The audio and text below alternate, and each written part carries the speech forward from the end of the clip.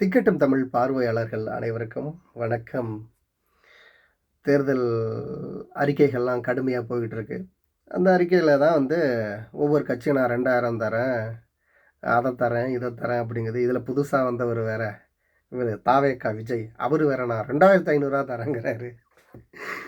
அது என்ன கதைன்னு ஒன்றும் புரியல. ஆளுக்கு ஆள் நான் நான் 1000, 1500, 2000, 2500 இப்படி ஏற்றிக்கிட்டே போனால் சரி, ஓகே. இதெல்லாம் நீங்கள் கொடுக்குறீங்க, இதெல்லாம் யார் தலையில் உட்காரும்? இப்போ நீ இவ்வளவு இலவசங்களை நீ வாரி கொடுக்குற. அதாவது திமுக சொன்னது என்ன சொன்னுச்சு? பெண்களுக்கு பேருந்து இலவசம்னுச்சு. இவர் என்னன்னா ஆண்களுக்கும் இலவசம் அப்படின்னு இவர் எடப்பாடி ஐயா சொல்கிறாரு. அவர் வந்தார்னா விஜய் எல்லாருக்குமே இலவசம். ஏய், அப்புறம் எப்படிப்பா அந்த நிர்வாகத்தை நடத்துறது? எல்லாருக்குமே இலவசம், ரைட்டு. எப்படி நிர்வாகம் நடத்துறது? புது பஸ் எப்படி வாங்குவேன்? வருமானம் எங்கேருந்து ஒரு அரசுக்கு? இருக்கிற ஏற்கனவே சொச்ச மிச்ச மழையெல்லாம் வெட்டி விற்றுக்கிட்டு இருக்காங்க. நீங்கள் வந்தோன்னா எல்லாத்தையும் தொடச்சி கூட்டி அள்ளிடுவீங்களா?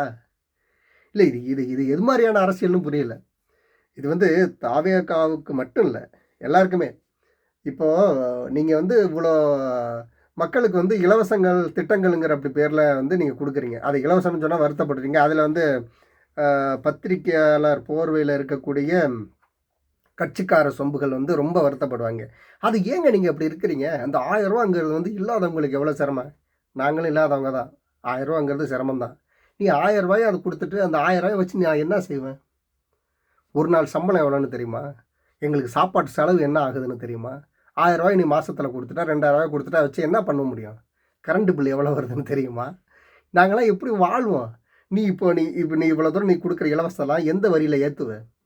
அதுக்கப்புறம் மளிகை ஜாமான்லாம் அதெல்லாம் அதோடைய வரிகள்லாம் எப்படி வரும்? நீ அதுக்கப்புறம் நீ போடப்பட வரிகளை நாங்கள் கட்டுவோம்? எப்படி நாங்கள் சமாளிப்போம்?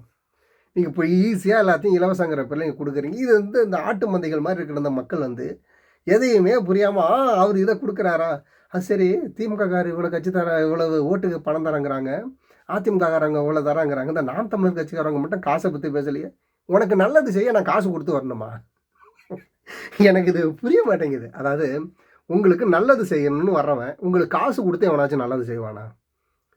காசு இப்படி கொடுக்குறான்னு சொன்னால் அவன் அதை சம்பாதிக்கிறதுக்கு பார்ப்பானா, இல்லை உங்களுக்கு நல்லது செய்ய பார்ப்பானா?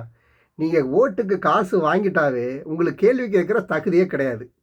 நீ காசை வாங்கிக்கிட்டு ஓட்டை போட்டுட்டு அதுக்கப்புறம் நீ எனக்கு இந்த உதவி தேவை, என் ஊரில் ரோடு போடல அப்படின்னு உன்னால் மனசாட்சியை தொட்டு அவன்கிட்ட நேரடியாக போய் கேள்வி கேட்க முடியுமா? ஜெயிச்சு வர ஏதோ ஒரு ஆட்சியாளர்னு வச்சுங்க, அவர் என்ன சொல்லுவார்? ஆள், நீ என்ன சும்மா ஓட்டு போட்ட, என்ன ரோடு கீடுன்னு பேசுகிற, மரியாதையாக போயிடு. அடித்தாலும் அடிக்கலாம், அதெல்லாம் ஒன்றும் தப்பு இல்லை. ஏன்னா காசு வாங்கிட்டோங்கிறப்ப அந்த கேள்வி கேட்கக்கூடிய தகுதியை இழந்துடுறோம். இப்போ ஒவ்வொரு தொகுதிக்கும் கிட்டத்தட்ட அவங்க கோடியில் தான் செலவு பண்ணி வராங்க. கிட்டத்தட்ட 40 லட்சமோ 30 லட்சமோ தான் ஒரு தொகுதிக்கு செலவு பண்ணணுங்கிறது தேர்தல் ஆணையம் நிர்ணயம் பண்ணியிருக்கு. ஆனால் நம்ம அந்த கட்சிக்காரவங்க அதுக்கு மேலே தான் கோடிக்கணக்கில் செலவு பண்ணும்போது அவங்க இதெல்லாம் பார்க்குறதில்ல. அப்போ அவங்க எல்லாத்தையும் எப்படி எடுப்பாங்க சொல்லுங்கள்? நீங்கள் காசுக்காக நீங்கள் இப்போ எதிர்பார்த்தீங்கன்னா ஒரே ஒரு விஷயந்தான், நீங்கள் விரும்பினாலும் விரும்பாமல் போனாலும் நான் எந்த ஆட்சியாளர் வராங்களோ அவங்களுக்கு கீழே தான் நீங்கள் அரசியல் பிடிக்குதோ பிடிக்கலையோ அவங்களுக்கு கீழே தான் நீங்கள் வாழ்ந்தாகணும். அதுதான் தடை விதி. நீங்கள் ஏற்றுக்கிட்டாலும் ஏற்றுக்காமல் போனாலும் ஒன்றும் பண்ண முடியாது. புரியுதா? அதனால் நம்ம நேர்மையாக இருக்க முயற்சி பண்ணுவோம். புரியுதுங்களா? ஓட்டுக்கு காசு வாங்காதீங்க. காசை வாங்கினா கேள்வி கேட்கக்கூடிய தகுதியை நீங்கள் இழந்துடுறீங்க. அப்புறம் அவங்க செய்கிறத தான் செய்வாங்க.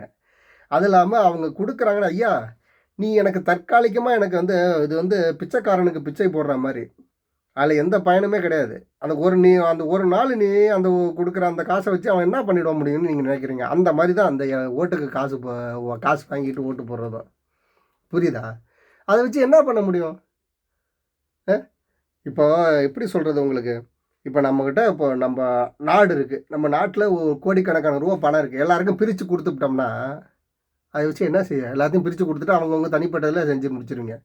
நான் அந்த அரசு இயங்கணும்னு சொல்ல போனால் சரியான இது சாலை வசதிகள் வேணும், மருத்துவ வசதி வேணும், இருப்பிடங்கள்லாம் சரியாக இருக்கணும், நாட்டோட வளர்ச்சி திட்டங்கள்லாம் இருக்குது. இதுக்கு செலவு பண்ணாதான் நம்ம நாடு வளரும். நாடு வளர்ந்தால் தான் நீங்கள் வளர முடியும். இப்படி கடனை வாங்கி வாங்கி வாங்கி வாங்கி இலவசம்னு கொடுத்து நீங்களும் வாங்கி வாங்கி செலவு பண்ணிவிட்டு இந்த கட்சிக்காரங்க இந்த கொடுத்தாங்க அவங்களுக்கு ஓட்டு போடணும்னா அந்த கடனெல்லாம் எப்படி அடைப்பாங்க? நாட்டுக்கு எப்படி வருமானம் வரும்? இதை உங்களுக்கு புரிகிற மாதிரி எளிமையாக சொல்கிறதே உங்களுக்கு இதை ஏற்றுக்க முடியுதா ஏற்றுக்க முடியலையா என்னான்னு ஒன்றும் புரியல.